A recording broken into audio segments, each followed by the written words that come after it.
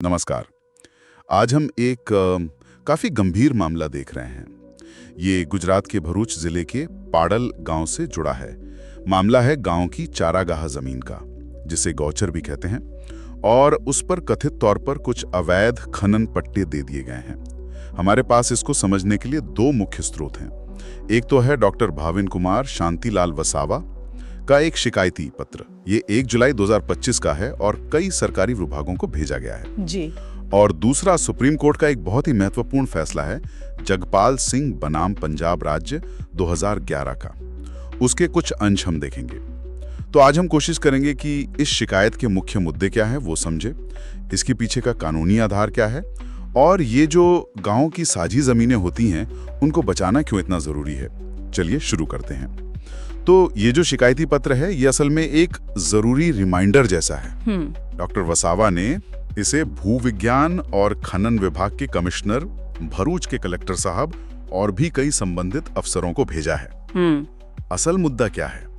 पाडल गांव की गौचर जमीन पर दो कंपनियों को खनन के पट्टे दिए गए हैं। एक है MS new India mineral industries, अच्छा, और दूसरी है MS AMDC माइंस।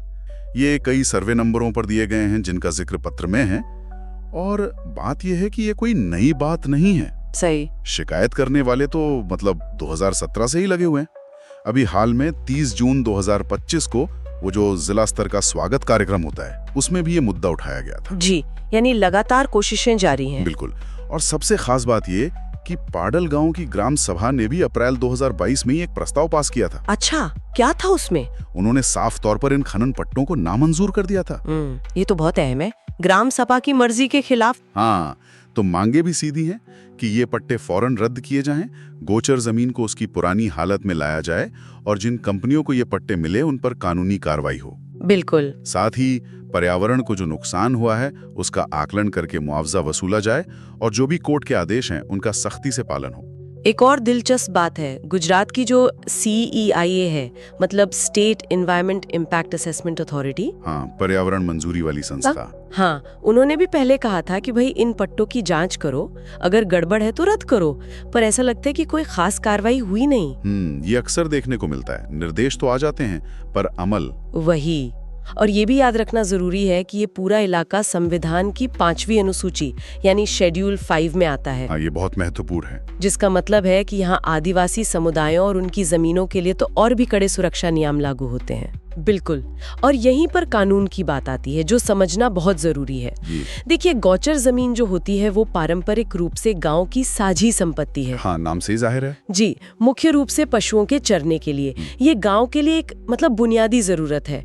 और गुजरात सरकार की अपनी गौचर नीति भी है 2015 की। अच्छा, उसमें क्या है? वो नीति साफ तौर पर कहती है कि गौचर जमीन का इस्तेमाल चराई के अलावा दूसरे कामों के लिए, खासकर खनन जैसे कामों के लिए नहीं किया जा सकता। बिल्कुल साफ मनाई है। हाँ, और फिर आता है सुप्रीम कोर्ट का वो जिक्र किया गया फैसला, जगपाल सिंह बनाम पंजाब राज्य 2011 का। ये तो एक मील का पत्थर है, समझ लीजिए। कोर्ट ने देश भर में जो साझी जमीनें हैं, जैसे तालाब, चारागाह, खलियान, खेल के मैदान, जिन्हें अलग अलग जगह ग्राम सभा, पंचायत, शामलात वगैरह कहते हैं, उनको अवैध कब्जों से बचाने पर बहुत जोर दिया। अच्छा। कोर्ट ने माना कि ये जमीनें गांव के सामाजिक और पर्यावरणीय संतुलन के लिए कितनी जरूरी हैं। सही बात है। कोर्ट ने इस बात पर भी चिंता जताई कि आजादी के बाद से कैसे ताकतवर लोगों ने अक्सर अधिकारियों की मिलीभगत से इन कीमती जमीनों पर कब्जे कर लिए हैं। हाँ, ये तो एक आम समस्या रही है। बिल्कुल।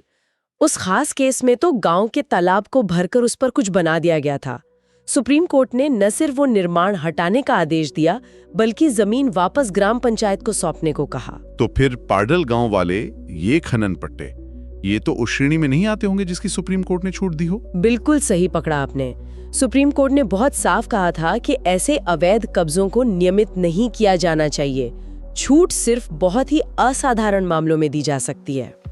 जैसे मान लीजिए किसी भूमिहीन मजदूर या SC/ST सदस्य को किसी सरकारी नियम के तहत जमीन दी गई हो, या फिर उस जमीन पर पहले से ही कोई स्कूल या अस्पताल जैसी सार्वजनिक सुविधा मौजूद हो।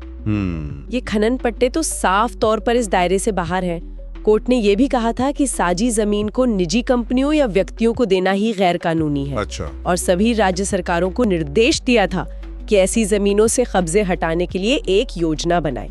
शिकायत में गुजरात के अपने खनन नियमों GMMCR 2017 का भी जिक्र है, हाँ। जिनका मकसद ही यही है कि खनन से पहले ग्राम सभा की सहमति, पर्यावरण क्लियरेंस वगैरह सब लिया जाए। तो एक तरफ तो इतने साफ साफ कानून हैं, सुप्रीम कोर्ट का इतना बड़ा फैसला है, राज्य की अपनी नीति है, और दूसरी तरफ ये जमीनी हकीकत है कि पट्टे दे दिए गए और विरोध हो रहा है।